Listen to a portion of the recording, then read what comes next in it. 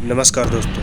कल्पना कीजिए अगर रात में भी आपके घर की छत पर सूरज की धूप जैसी रोशनी आती रहे, सोलर प्लांट्स बिना रुके काम करें और शहरों में कभी अंधेरा ना हो। सुनने में तो अच्छा लगता है, लेकिन इसी कृत्रिम धूप के आइडिया ने दुनिया के वैज्ञानिकों की नींद उड़ा रखी है। अमेरिका की एक स्टार्टअप कंपनी रिफ्लेक्ट ऑर्बिटल ने ऐसा सैटेलाइट सिस्टम तैयार करने की योजना बनाई है जो स्पेस से धरती पर धूप भेजेगा।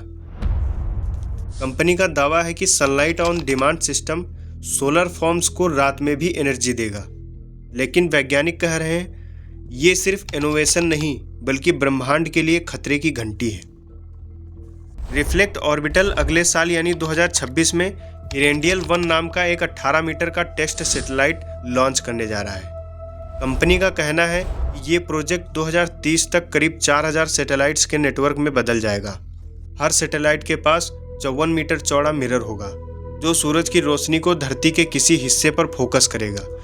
इसका मकसद है रात के समय सोलर फॉर्म्स को कृत्रिम धूप देना ताकि वे रात में बिजली बना सकें। रिफ्लेक्ट ऑर्बिटल का कहना है कि वो सिर्फ 200 वाट प्रति वर्ग मीटर की रोशनी देना चाहता है, जो दोपहर की धूप का लगभग 20% है, यानी इतनी रोशनी कि सोलर पैनल एक्टिव रहे मगर अंधेरा पूरी तरह खत्म ना हो। ये सिस्टम दरअसल मिरर के जरिए सूरज की रोशनी को धरती पर रिफ्लेक्ट करेगा, जैसा आप अपनी घड़ी के शीशे से धूप की चमक दीवार पर डालते हैं, वैसा ही ये सैटेलाइट्स स्पेस से धूप धरती पर डालेगा।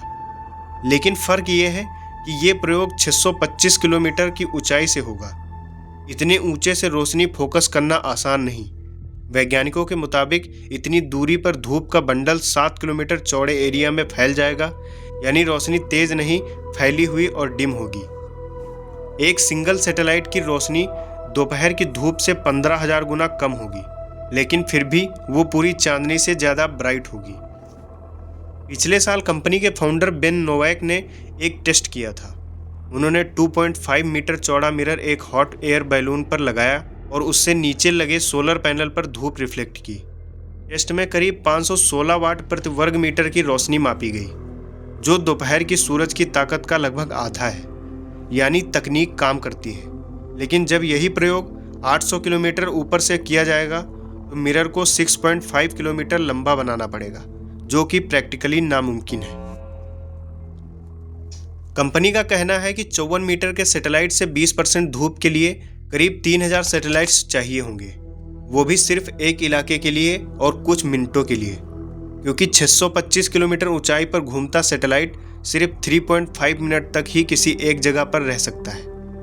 मतलब अगर 1 घंटे तक रोशनी देनी हो तो हजारों और सैटेलाइट्स लगाने पड़ेंगे। बेन नोवाक ने एक इंटरव्यू में कहा था कि वो भविष्य में 2.5 लाख सैटेलाइट्स तक लॉन्च कर सकते हैं। सोचिए, इतनी बड़ी संख्या मौजूदा सारे सैटेलाइट्स और स्पेस जंक से भी ज़्यादा है। खगोलविदों के लिए ये खबर डराने वाली है। मोनाश यूनिवर्सिटी के एस्ट्रोनॉमर माइकल ब्राउन के मुताबिक अगर ये सैटेलाइट्स काम करने लगे तो आसमान में हर वक्त चांद से भी ज़्यादा चमकीले स्पॉट्स दिखेंगे। वहीं लीडन यूनिवर्सिटी के एस्ट्रोनॉमर मैथ्यू केनवर्थी कहते हैं ये न सिर्फ खगोल विज्ञान को ख़त्म कर देंगे बल्कि दूरबीन से देखने वाले लोगों की आंखों को भी नुकसान पहुंचा सकते हैं। हर मिरर की सतह सूरज जैसी चमक देगी। वैज्ञानिकों का कहना है कि इतनी ज़्यादा आर्टिफिशियल लाइट से न सिर्फ एस्ट्रोनॉमी पर असर पड़ेगा बल्कि बर्ड्स, एनिमल्स और इंसानों की बायोलॉजिकल क्लॉक भी बिगड़ सकती है। रात का अंधेरा जो धरती की बायोलॉजी का जरूरी हिस्सा है वो खत्म हो जाएगा। कंपनी का कहना है कि वो इस टेक्नोलॉजी को प्रेडिक्टेबल और कंट्रोल्ड रखेगी, यानी बीम्स सिर्फ ज़रूरत वाले एरिया पर ही भेजे जाएंगे। साथ ही कंपनी ऑब्जर्वेटरीज से तालमेल रखेगी ताकि एस्ट्रोनॉमी को नुकसान न पहुंचे। ब्लूमबर्ग को दिए इंटरव्यू में कंपनी ने कहा कि वो संवेदनशील इलाकों में बीम्स को डाइवर्ट करेगी और सैटेलाइट्स की लोकेशन पहले से शेयर की जाएगी ताकि वैज्ञानिक तैयारी कर सकें। ऐसी रोचक जानकारियों के लिए मेरे चैनल को सब्सक्राइब कीजिए। धन्यवाद।